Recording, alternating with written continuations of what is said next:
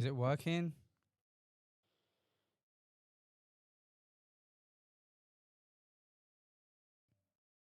It's working.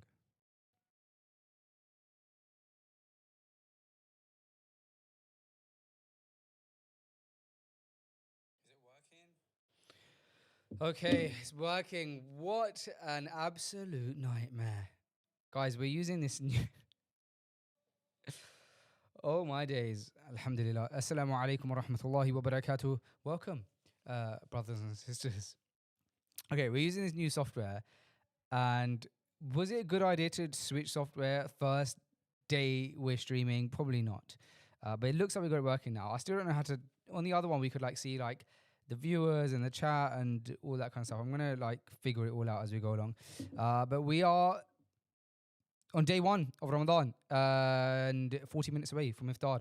And Assalamu alaikum. It's a little bit dark as well on this new software, don't you think? It's not like the regular software that we have going on. Really, it's my bad for not prepping this in advance. Okay, it looks like everything's working. So that's like step one. And I can see the chat. I can see Ash, I can see Aisha. Assalamu alaikum wa alaikum assalam wa rahmatullahi wa barakatuh. Look at the state of my bonnet, first of all. Oh my days. What an absolute palaver. See, the thinking I had is I actually had set up this live stream from the angle that I actually prepared. I thought I had over prepared because we set all this stuff that you can see around me that looks so cool. I set this up ages ago, or like a couple weeks ago, in preparation for the Ramadan live stream. So you can see like, and I thought it was really cool. Like we've got the current time, we've got the time till Maghrib, roughly. Depending on where you are, and also considering the fact that the stream has a bit of a delay in it actually, so don't like go by it. But roughly how long we have, and then in there, or there, there, there. I don't know. I can't see. Oh, actually, I can see. Oh, there you go. Okay, there we have the day that is of Ramadan, and then I also added the day is of the calendar year. Here's me thinking I've absolutely smashed it, but the downside is that it just was completely unprepared. So apologies. And also we've got this new little bar and stuff like that, but all that doesn't matter if we're not turning up on time. Am I right? Now I've got a few like things to tell you guys. I've only got 30 minutes with you before fast opens, and I've got a lot to go through. Okay? A lot to go through. Okay? Now, there's potential, guys, that this could be the first and the last live stream of Ramadan for Freshly Grounded. Because logistically, it's turned out to be a bit of a nightmare. A bit of a logistical nightmare. However, today is happening. That's what we know. Okay? Today is happening. Whether we're doing more is in the air right now. It's so dark. I don't even know how to adjust the settings. I'm by myself in the studio, by the way. Okay. First of all, you might be looking at me and thinking, apart from the fact that I put the zip all the way down, you might be thinking, clean Thobe. You might be thinking clean Thobe. And you'd be right to think that. Look at the level of detail. You can't even see on my sleeve. Can you guys see the level of detail I've got? This Thobe that I'm wearing right now is from our sponsor of this stream, Maghribi. And Maghribi are giving you guys 10% off the Thobes if you use code FG10, which you can see down here in the little bar. So go and check those, guys. It's the beginning of Ramadan. I wanted to put that at the very first stream as well on the very first day, because I want you guys to have an opportunity to grab them and then flex. In Ramadan, for those iftar dinners. So go check them out. Go to maghribi.co. This is actually from Maghribi. This is from the newest collection. So if you want to get this from the newest collection. I'm not sure of the exact name of this one actually. But if you go on the new collections, you'll see it there. The main kind of like USP of Maghribi is the quality of their thobes, and I can definitely account for that. They're really actually nice for weddings because the kind of weddings that I've been going to recently, it's like more of a thobe thing. Growing up, it was like salwar kameez or suit. Now it's thobe, and this is like I would 100% bust this at a wedding. Like you guys, can you see the? I might bring it to the camera in a bit, where the quality is a long bag, 10 out of 10. And they've got a variety of different like collections and colors. So go check them out. They've got cashmere, they've got kanduras, they've got kaftans. So check them out. And the most important thing is that everything is sourced from Morocco. So these are Moroccan thobes, and everything is sourced from Morocco. The founders and the team themselves go out there several times throughout the year to ensure that they get the high quality stuff. And so you can use FG10 to get 10% off at maghribi.co. How about that? Now I'm going to go back to the stream. How's everybody doing? How is everybody doing? I have come from the live tour. In the last date we had was in London, which was 48 hours ago. I've jumped straight into the streams. That's what's been happening on my end. Have I got a headache? Yeah. But am I grateful? Yeah. Guys, before we start talking about Ramadan and how everybody's first day is gone, also head over to freshlyground.com/spot. That link should work now. Freshlyground.com/spot. This month we are raising money as we do every year, as we have every year for the last 9 years of Freshly Grounded for Spot. And right now, because it's the launch, this is me announcing it. There is absolutely positively £0 that has been donated so far. So you listening to this now can be the very first person. Just give £1. Just be the first. That's what I'm asking. What is the money going towards in the Spot project? So we're raising money generally for the Spot project. The Spot project, obviously, we've been doing the Spot project since before Freshly Grounded was a thing, because Freshly Grounded got founded at Spot. But there's a few different, once you donate, there's a few different things that you'll be contributing towards. There's 10 different projects here. So you'll be contributing towards the education for girls, hygiene packs, water is life, so like water projects where we're providing like boreholes and stuff like that, so that people can have clean water. Spot Street Kitchen, which is feeding people in Kenya. You got the Orphan Fund, money going towards orphans. The Spot Academy, which is what you would see in all of our videos. The higher education for orphans, so when we send orphans to like Egypt, for example, to do Alamiya, Quran memorization, and more. So that is what you'll be donating towards. I know that I don't have to give much of an explanation, because if you guys know FG, you know Spot. No, sorry. Yeah, that's how it works, yeah.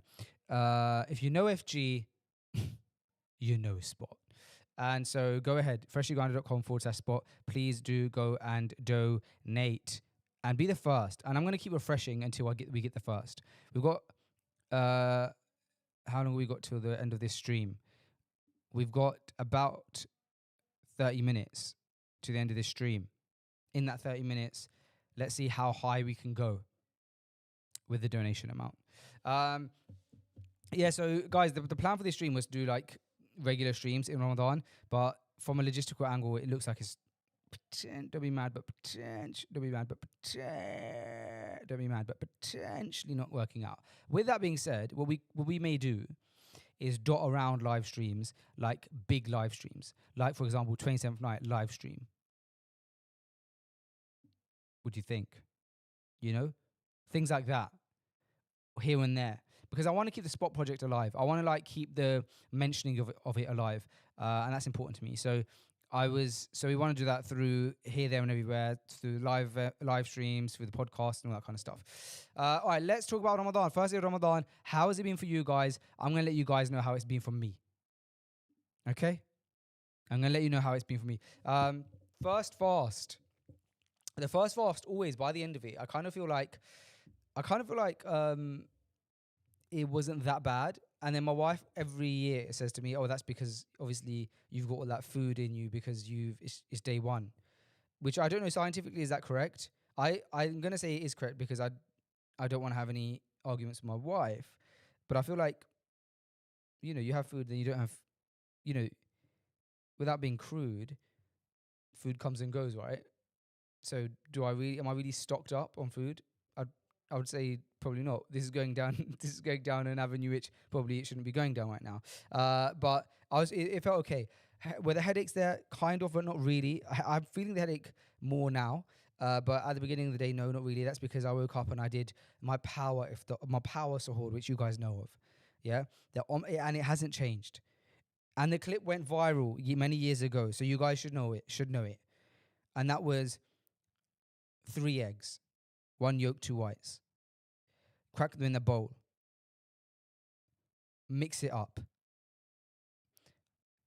Quarter teaspoon chili powder, quarter teaspoon coriander powder, quarter teaspoon cumin powder.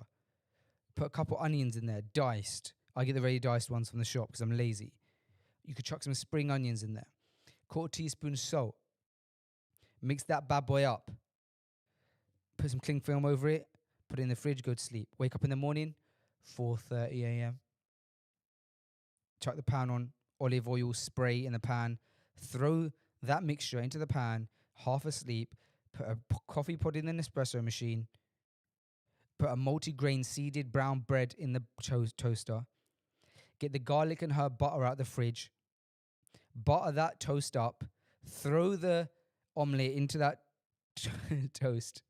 And that is my sahur. A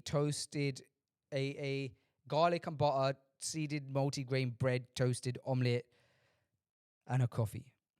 And that keeps me going. And yeah, I do have a coffee. I did one Ramadan without coffees and I would never do that again. Junaid said, I watched this thing on caramelized onion powder and eggs, and apparently it's like 200 out of 10. I'm going to try that. Caramelized onion powder. I didn't even know that was a thing. I want to get that. I'm going to try that out. What was your guys' sahur this morning? And did you regret it? Was it good? Was it a good decision or was it a bad decision? I'm happy with mine. This Ramadan, I know you say this every year, but this Ramadan I'm trying to go for a healthy vibe. And so far, I'm proud of myself. What's for iftar, you ask? How about grilled chicken and quinoa? Or is it quinoa? Quinoa. How about grilled chicken and quinoa? With a side of, I've got this like garlic cream on the side, and then I've got some Tic Tacs ready. Because Maghrib because what I'm going to do, what I generally do for iftar is I eat a bit of my food. I have my plate ready. I eat a bit of my food. Masjid, come back, finish my plate. That's just what I do. It's the wrong thing to do. You should put you should have a date, go to the masjid, come back. Me, I do have a date, but I also start my meal. I get to the masjid, pray Maghrib, come back, finish off my meal. Now, if I've got garlic cream in there, which is like it's like garlic sauce, but like thicker, then your boy might be forbidden from going to the masjid because, as you know, garlic and ginger, if you eat that, the angels don't really like you to go to the masjid. So now I'm regretting that, but Tic Tacs, freshen up that breath en route to the masjid should be good.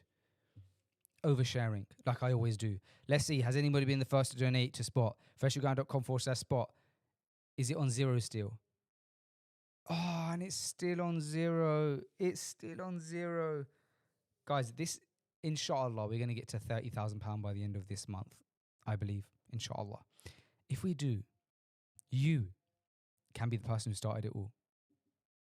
Go to freshyourground.com/spot. You guys tell me, how was your Ramadan?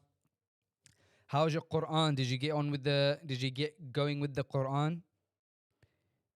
Did you get a good relationship with the Quran? I've got on the ticker, send your questions to @freshlygrounded, but that doesn't make any sense because there's no way to send your questions. So sorry about that. The link is freshlyground.com/spot. You should be able to see it on the thing, but let me type it here. freshlygrounded.com/spot. Do you know what? Let me see if I can get a QR code on the screen. Can I get a QR code on the screen of the live stream that links to... Let's see if we could do this live with you guys on stream. That links to that. Put it above. Where do we want it? We want it above.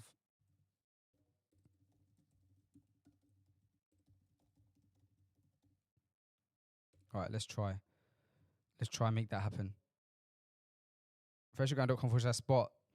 Let's see who's going to be the first. I actually should be the first. Even if it's £1. But I can't do it live on stream. Who's going to be the first? Is it going to be one of you? So guys, that's it. It's the first day, which is the first fast. It's the first juz. If we're doing a juz a day, it's not going well for me, guys. It really isn't. Please make dua for me. I just mashed up my arm. So how is it all going? How's it going? First juz, Surah Baqarah. Back into it. What do you know? What reading the Quran in Ramadan makes me realize that I always think to myself, I would have a better flow at this if I was just reading Quran, like as in completing the Quran. Like I read the Quran, and I always think to myself in Ramadan, I'm going to do this. Yeah, like read the Quran, you finish it, start again, read it, finish it, start again, read it, finish it, and then life gets in the way, and then you just pick it up and you read, or you go back to your muraja'ah, but you're not just reading Fatiha to Nas on loop. I know people who do that. Weekly. And it makes me feel embarrassed that I don't at least, at the very least, just on repeat. You finish one again, back one, and then on top of that, do your muraja'ah. Because, and then when it comes to Ramadan, imagine that you're so used to just completing the Quran, it's not even a thing. So anyway, let's hope that I can get into that zone and start doing that. There's 20 minutes left of this stream, guys. I'm going to give you guys 5 minutes before the stream finishes. Before Iftar, I'm going to finish the stream so that you can get ready for Iftar, inshallah. What are you guys up to? Who's cooking? Who's waiting for food to be cooked? And who's working and who's on their commute? 'Cause I think that's the 4 things that are happening right now. Some of you guys are cooking. Some of you guys are just watching the cooking. Some of you guys are going to be at work, or some of you guys are going to be working from home. And fourthly, some of you guys are going to be on your commute. So where you at? Tell me not only where you're at, but also where you is. Oh gosh, man, this new software is like killing me. Let's have a look at the link. All right, here we go. All right, should we see? All right, the QR code should be done. Let's have a look.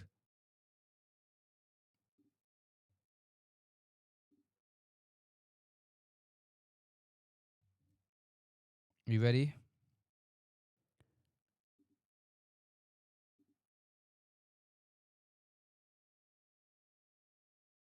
And look at that. And look at that. Oh, look at that. Let's see if it actually works. Let's scan that.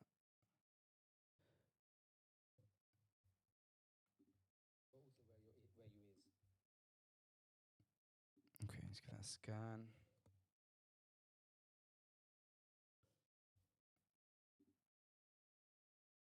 Come on. Oh, look at that. I've just made it so easy for you guys. Do you guys want one from Maghribi as well? Let's do it.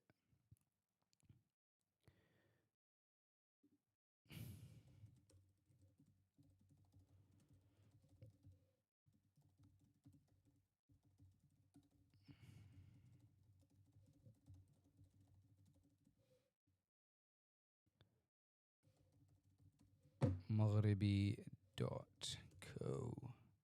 We're just live working with you guys. Okay. Cool. All right. So see that, guys? All right. Now you can scan it. And let's see who's going to be the first to donate. You know, one of my favorite projects when we're doing charity is the water projects. I don't know why.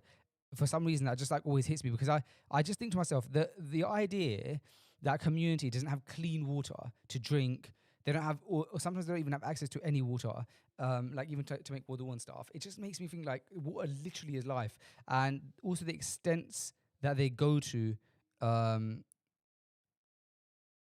the extent that they go to get the water is they're walking for miles and miles and miles. Kids are walking to get the water, and just getting a borehole in there where they have taps with clean water straight away is actually life changing and actually life saving for them.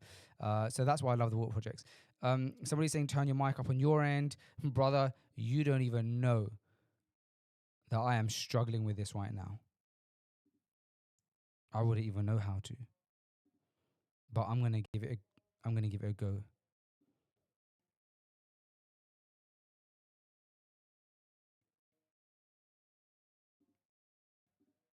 I'm gonna go. Is that better? Is that better? I'm gonna have to listen to it out loud to know. The extent that they go to get the water is. I'm gonna have to literally watch the stream as you guys are watching it, just to know.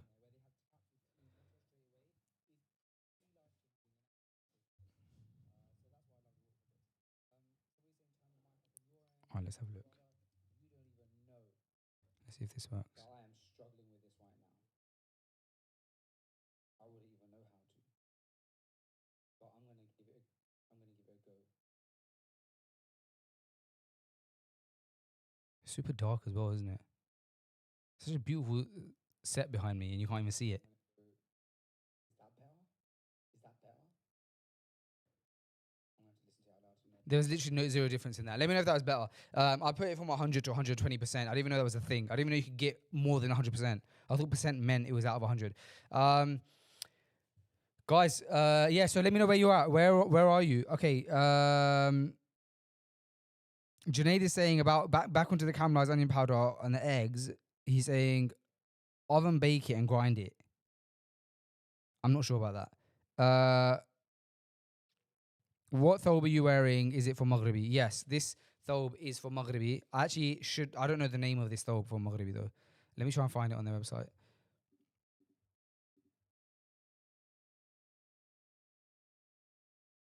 Oh, there it is. It's in the Ramadan Nights collection. How about it? Oh, maybe no, it's not.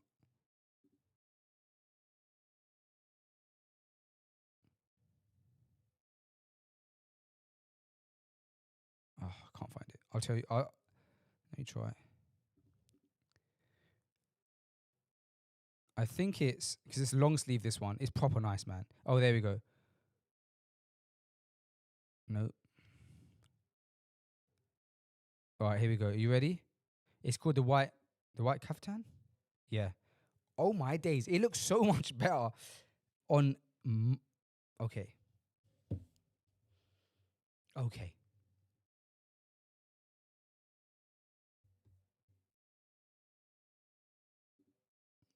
That is a nice thobe. This is like a wedding thobe, guys. Yeah, it looks better zipped up. Are you guys seeing the QR codes now?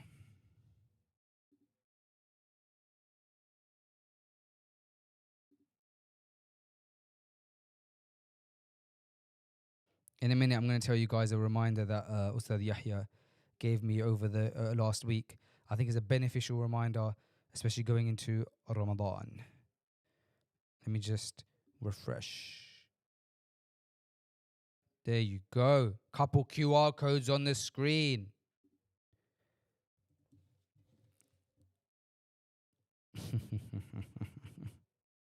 That does look pretty sick.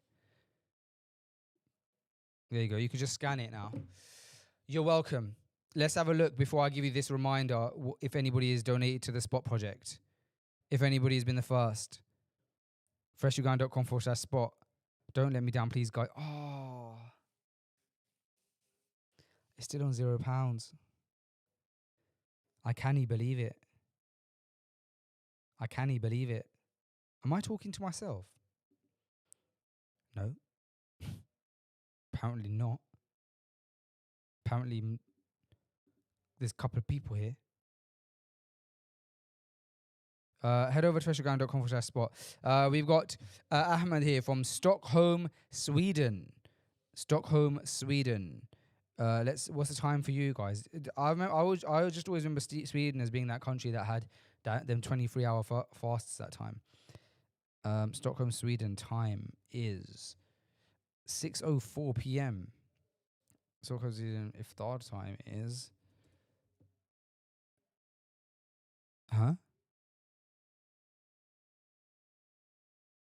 Your iftar time is 3:37 p.m. Bro. Ahmed, is your iftar time 3 p.m.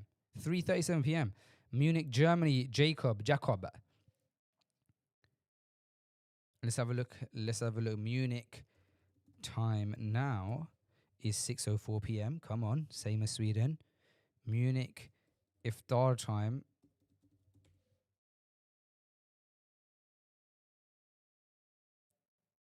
is roughly 6:30. It's almost iftar time for you. You guys got a decent fast, man, like a long fast. All right. So Ustad Yahya gave me a reminder. So we done the tour last week with Ustad Yahya Rabi, and it was incredible. I had lots and lots of fun. I was able to connect with the community, connect with you guys, and there's a couple of lessons that I'm going to hit you guys with. Ustad Yahya, spending time with him is always like the loveliest thing in the world. And one of the things that he said to me, to us, he gave us a reminder. He said that there's what he was kind of giving us a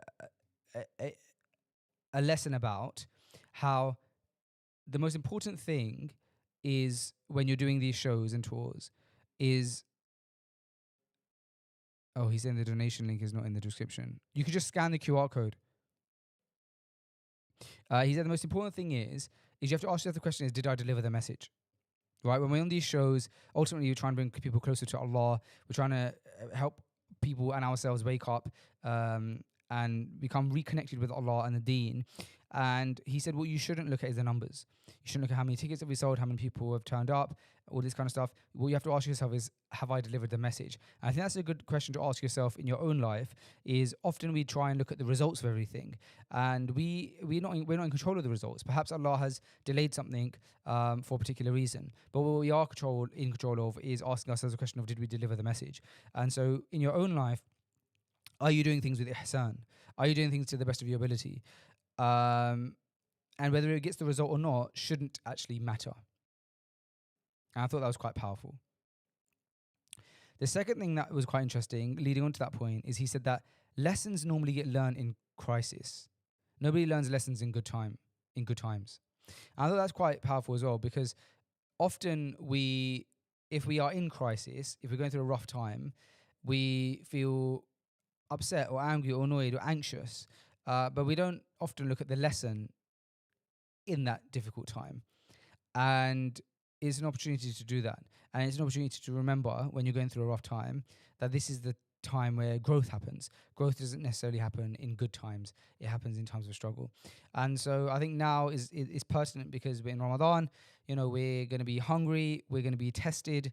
And you have to remember that is growth. And growth happens in those times, not when everything is easy and when everything is comfortable. I think also in Ramadan we learn that we can actually handle quite a lot. You know, if you're watching this now, that means that you're old enough probably to remember the fasts of the summer when you're opening fast like 9 p.m. Right now, we're basically missing lunch. You know, we're having sahur, like we're having an early breakfast, and for most of us, an early dinner, 6:30, 5:30, this is early dinner. So you're having a late lunch or you're skipping lunch. So there's definitely like way less reason to even like begin to complain or moan than like when it was in the summer. But even then, if we look at it as an act of worship, there's no complaints that should be happening essentially. I remember this reading up about like fasting, and we would always read up about fasting and the benefits of fasting. But one of the things that was powerful for me was the fact that the body repairs itself. When you're fasting, when it's hungry, it enters a state where it can start fixing itself. And it made me see fasting in a completely different light. I was like, it just made me see fasting as like, when I'm hungry, that now means that my body is fixing itself. Whereas before I would see I'm hungry as a bad thing. And so now I see it as like, and it almost like made me enjoy the feeling of hunger weirdly. because in my head I'd like reframed it. And so it's quite powerful how like reframing things can be, can make such a big difference as well.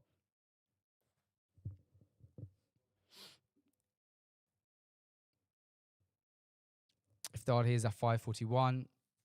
Jacob saying in Munich, Germany. Liam says, I'm unable to fast due to a health condition. May Allah give you shifa. May Allah make it easy for you and accept your worship and all the worship that you do in Ramadan. Taraweeh in the summer, always super hot and stuffy in the masjid until they finally installed some ACs. Yep. I remember when I was like little, when I was like really little in primary school, I was fasting, and the fasts were so early, like in the winter, that I remember at one point the school receptionist came into, I had like some after school club, and the receptionist came to the after school club and was like, oh, I just got a phone call from your like sister or like your mum or something saying, let Faisal know that he can have some water and he can eat now. And I was in school. So that must have been what? Even if it was after school club, must have been 4 p.m. I remember that when I was little. And then as I got older, in some ways that's a ni'mah, because like when I was younger, I was able to fast easier. It was like made easy for me. And then like when I got into adulthood, that's when the fasts became in the summer. But it's like if you're ever gonna have the difficult fast, you want to have them when you're at your strongest or in adulthood. So it was actually a blessing. And now they're a bit shorter, and I've got like little kids and stuff, and it's quite challenging. So, alhamdulillah, Allah is the most wise. But we shouldn't just focus on the food side of things. We should focus on one of the most important parts of Ramadan, which is that it's the month of the Quran. And it's a time for us to reflect on our relationship with the Quran. And so with 5 minutes left of the stream, I want to end on the following point. This may not be pertinent to many of you listening to this. Many of you listening to this might be hufadh, you might be people who recite the Quran daily, or it might be people who know how to read the Quran. This is not for you. This is for the ones who are listening to this who maybe cannot read Quran. And I want you to know that I know how that feels. Because there was a time when I was around 20 years old that I started to learn Quran. I never learned how to read it and stuff growing up.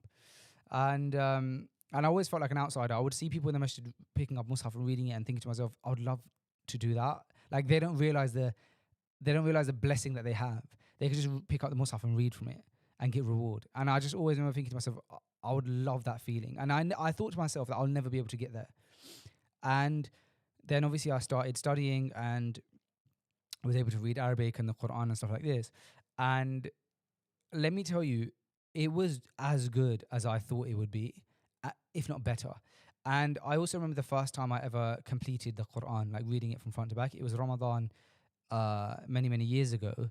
And I was on Juz Amma, and I cried through like the last 4 pages of the Quran. I was reading it, just crying. And the reason I was crying is I just thought, I'm even getting like the shivers telling you guys the story. And I'm telling you for a reason. I'm not telling you to gloat. I'm telling you for a really important reason. I remember reading those last few pages, and I remember crying through those last few pages to get there. And the reason I was crying was because I just thought to myself, I just thought to myself, I can't believe I'm completing reading Allah's book. And this was a dream of mine. And I used to, as growing up, look at people reading the kitab, hoping that one day that could be me. And I thought, I for some reason, I just thought that would never happen. I thought like, oh, that's too difficult. And I did it. And it was the best feeling in the world. And to this day, it's probably one of the best feelings in the world. I will never forget that moment, completing the Quran.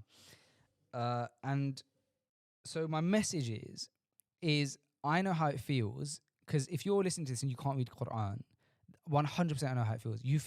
You watch people and sometimes you feel embarrassed. People are talking about how much Quran they've read in Ramadan, and secretly that you haven't really been able to read any other than like some transliteration and stuff. Or you see people in the masjid, they can be there for hours because they can pick up the book, the Quran, and they can read it, and you feel jealous, or you feel sad, or you feel embarrassed. And you also feel defeated because you think, oh, I never learn, and how will I learn? And it's so difficult, and it's a whole other language and all these letters. And also it's embarrassing, like, who do I even go to and tell them that I can't read? For some of you, it might even be a secret because it's so, you feel so embarrassed. Let me tell you that learning to read the Quran objectively is really easy. And I don't mean that from an angle of like, oh, like, l- look at you can't, like, it's genuinely, Allah makes it easy. You just have to start. And how do you do it? I'm telling you, if you go to a Quran teacher and you say that I can't read the Quran, they will not laugh at you. They would love to help you. And nowadays, there's like Preply, for example, that website where you can purchase, where you can like buy time with a Quran teacher, like someone in Egypt or whatever. So it doesn't even have to be someone you know, or perhaps if there is somebody you know in your family who can teach you, then do that. But you want to learn with the is it called the qaida? Qaida in Arabic means like a principle, right? Qaida. Qaida is like a principle, like look at this qaida in Islam. I don't know, but that book, and then you want to start with essentially reading the alphabet, recognizing the alphabet, and then recognizing what the alphabet looks like in its different forms, and then the harakat. So like when a ba has a fatha on it, it goes ba. When it has a kasra on it, it goes b. When it has a dhamma on it, it goes bu. Like that. Ba bi bu a I u ba bi bu 32 32. You'll get from not knowing anything to getting to understanding a I u ba bi bu 32. You'll do it in days.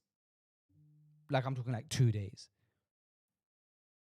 You'll be able to read your first word in like a week. And it just flows from there. And then you get to a point where you can read really slow, broken, right? From that point, you just start reading the Mus'haf. And you can listen to it and read it, listen to it, read it, and stuff like that, and read it. But then it's like practice. It's like just the more you read it, the better you get, like any other language. But that was my message. That was my leaving message, my go home message to you. There's 5 minutes left, so I'll let you guys go because I know that you're prepping for iftar. But that's my go home message. If you want to benefit from reading the Quran and get all that reward, then just start. Guys, thank you so much for listening and for watching.